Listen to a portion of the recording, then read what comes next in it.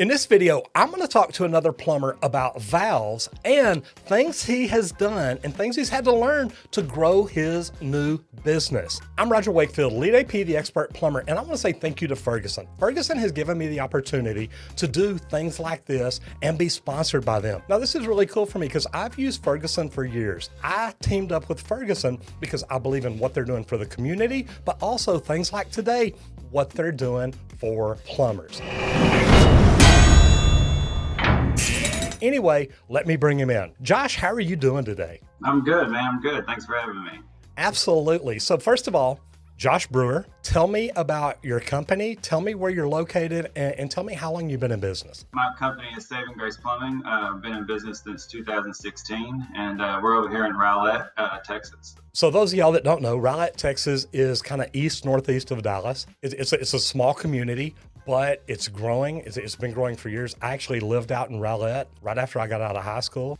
Loved it out there. But Josh, first of all, we're here to talk about valves. Now, do you use Ferguson? Oh, yes. Yeah, we do. Whew, good. Okay. Just checking to make sure. No, I'm joking. You know, it's funny because Ferguson sponsors the channel and I do a lot with them, and I really do. I love the company. I love their culture and what they're trying to do, but I love the fact that they're trying to help the community. So that was really a big deal to me. First of all, let's talk about valves. And we've already talked a little bit, so I know a little bit about you and things that you do and what you use, but we talked about ball valves and the valves you're using. And I always ask people, do you use mainly sweat valves, threaded valves, or what? And you mentioned one that I'm really not even using much of yet, and that's ProPress. Tell me what type valves you use and what type valves you use the most of. So, I mean, it really just depends on the application, but we're using, Watts and Nipco, full port ball valves. Depending on the application where you use it, whether it's sweat or ProPress or threaded, we really were using them all, so. Good deal. And, being in plumbing, and I still love it whenever I pull up to the houses, and I want to ask you what y'all's company policy is on this, but when I pull up to a house and they've got a valve box and I go in and talk to them, we do a lot of sewer and water leak detection. We do a lot of isolation. We do leak location. That's kind of become our specialty. But whenever we go to a valve box in front of the house and they've got an old gate valve, we literally tell them, look, we won't even operate it because I've had too many of the stems that, they've been underground for 15, 20 years. They've never been serviced. They've never been ran, operated, anything like that, opened or closed. And now the homeowner's like, well, man, there's a valve right there, just close it. And I always tell them, well, look, if I close it, it may not open back up. And then you're going to blame me and it's going to be my fault. What do y'all do in a situation like that? You operate them or do y'all say, hey, we need to replace this valve? So we certainly encourage replacing it right off the bat. We will operate it, but we definitely warn them up front that it may break. It's most likely going to break because, like you said, it's never used. The water's on. Especially the older ones. I mean, they're mostly going to break. And nowadays with the cities, some of the cities, they don't want you turning the meter off. So encouraging that valve is, I think, really important. And I completely agree with you. I've told my guys, and don't get me wrong, some of my guys are like, look, Roger, sometimes I go ahead and do it. I just tell them exactly like you said. It is probably going to break. You're probably going to be shut down without water, and then we're going to have to change it, and it's going to be an emergency. But, you made a comment there, and this is something that we're just getting into here in Texas. I have always made videos telling people, if you have a leak in your house, go out, open your meter box, turn off your meter. That way you stop the major flood, you stop the leak, you stop anything that could be causing damage. But here lately, a lot of the Texas municipalities are saying, look, we don't want you in our meter box.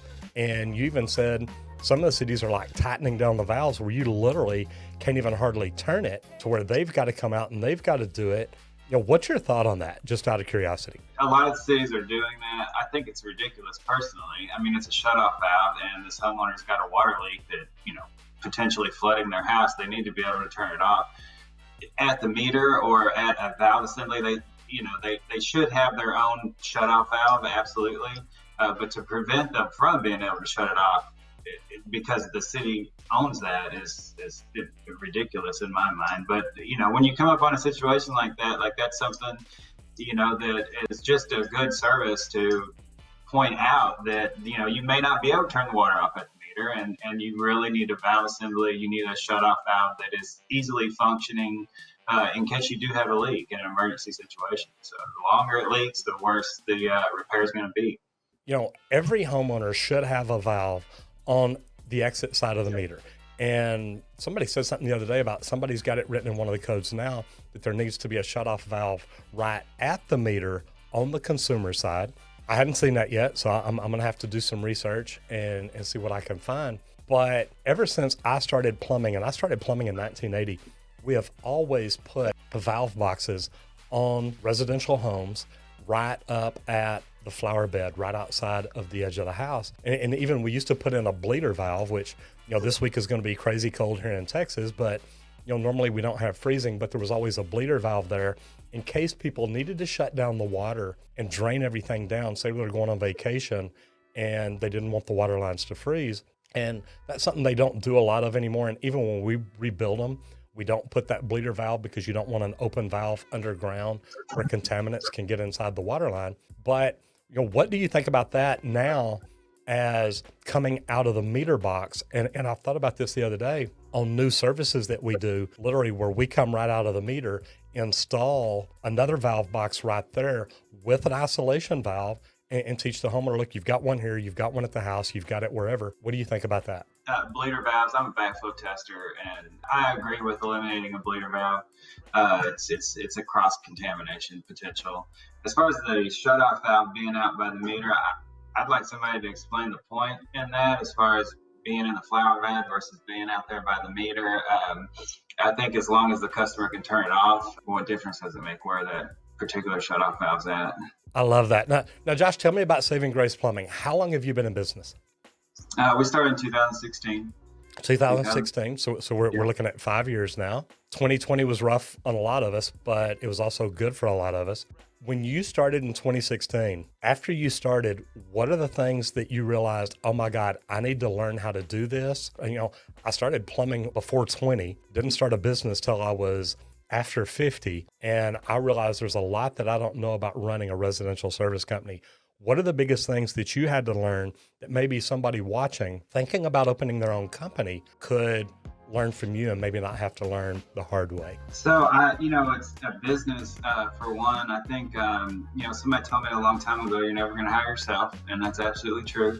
Really, you get to doing side work and you start making more money doing side work to where you're losing money going to work. And so you jump on out there. And I think, number one, save your money. I encourage people to jump out there. I would certainly encourage you to save some money before you do, and really know business, and I think there's a lot to be said about a separation between friendship and employees. The whole business aspect, you go from a plumber to a businessman.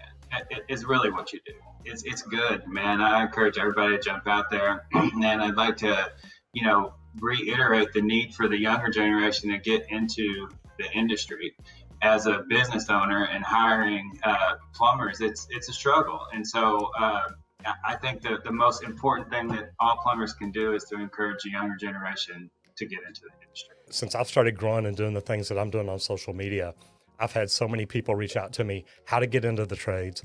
If they're a tradesman, how do they learn to get better and bring more value to their employer? As a plumber and a good tradesman, people that want to open their own company, and then service company owners are like, look, I want to learn to do social media. I'm tired of sending all my money for advertising. So we've started putting stuff together to help teach people and train people. So it's really interesting. And I want to ask you a question. Have you ever heard of or read E-Myth by Michael Gerber? Because that is the first book that really I read after I started my company, and I was like, oh my gosh, this guy understands exactly what I'm talking about. Have you ever heard of him or read that book? I have not.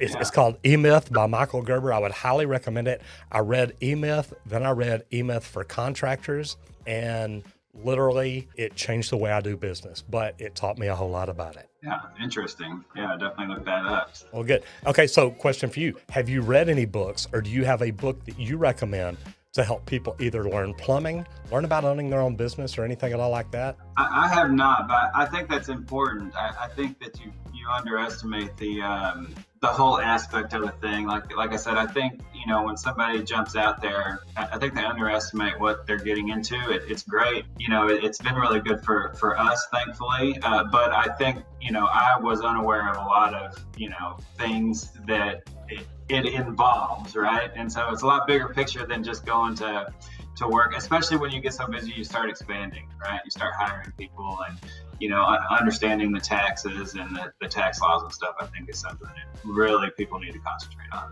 especially now. Wait, we're supposed to be paying taxes? Yeah, right. let's avoid that, right? Yeah. Okay, IRS. I'm joking. I know. I pay my taxes. Yeah. The neat thing is, and look, man, it's been great talking to you today about plumbing. And I do appreciate Ferguson and everything that they do. Tell me this: what is the number one recommendation you would give to anybody thinking about opening their own company?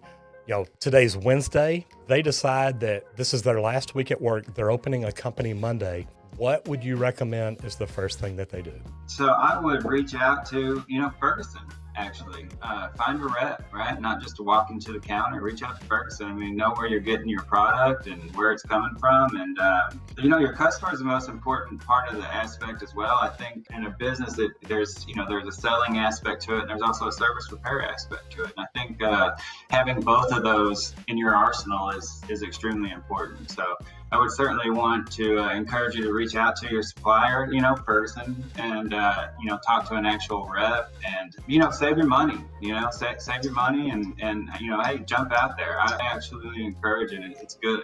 I love that. And look, I use Ferguson. Everybody knows that. There's a lot of other suppliers out there. I actually use Ferguson because of the customer service that I get. And I'm like you, because that was one of the first things that I did was literally, who am I going to get my materials from? What kind of service am I going to get? So that really was a big deal to me. So Josh, we're going to go ahead and wrap this up. Do me a favor, tell people how they can get in touch with you if they've got plumbing questions or they want to talk to you or anything at all like that. Yeah, you can find us on our website, savinggraceplumbing.com. You can also give us a call, 469-434-1131. We're right here in Rowlett, and we service the whole Metroplex area. Yeah, so definitely give us a call. Absolutely. Fantastic. Josh, I appreciate you being here today. It's been a pleasure. I love talking plumbing, especially with another master plumber. And here in Texas with the licensing and the new board and everything we've got going on, we definitely need to talk again. There's a lot that we could talk about. Absolutely. I really appreciate the opportunity here, and I definitely look forward to talking to you again. So absolutely.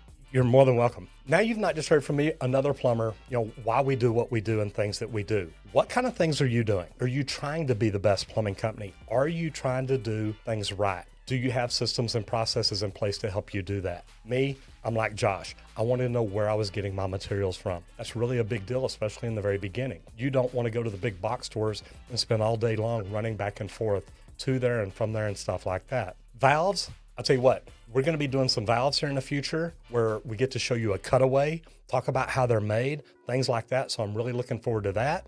And here pretty soon, I believe I'm going to end up in Charlotte to talk about pipe and fittings. So this is going to really be interesting. If you have not done it yet, go over to Facebook, join the Ferguson Facebook group, and go to ferguson.com. See what information they have that can help you grow as a plumbing company owner. Anyway, I hope you enjoyed this video today. I hope you enjoyed Josh. Go check out his webpage and see what he has to offer. I'm Roger Wakefield, Lead AP, the expert plumber. I'll see you in the next video if you don't get flushed.